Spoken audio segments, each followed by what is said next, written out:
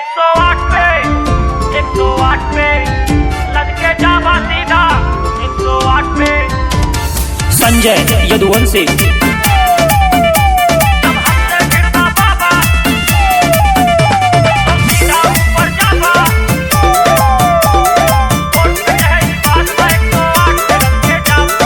खेला यार पार होए फिर चाहे जौन सरकार होए, निकले AK-47 चांदी के तलवार होए। 108 पे जावा खेला यार पार होए फिर चाहे जौन सरकार होए, निकले AK-47 और चांदी के तलवार होए।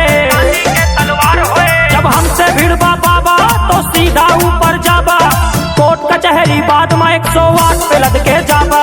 जब हमसे भिड़बा बाबा तो सीधा ऊपर जाबा, कोर्ट कचहरी बाद में 108 पे लद के जाबा। 108 पे 108 पे लद के जाबा सीधा 108 पे।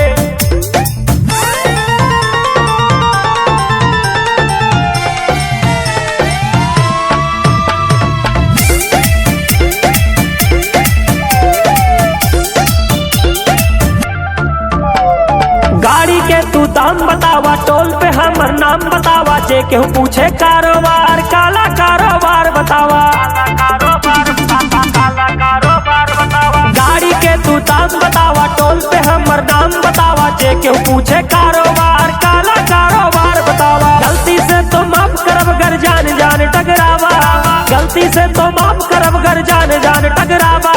कोर्ट कचहरी बाद में 108 पे लद के जाबा। जब हमसे भिड़बा बाबा तो सीधा ऊपर जाबा, कोर्ट कचहरी बाद में 108 पे लद के जाबा।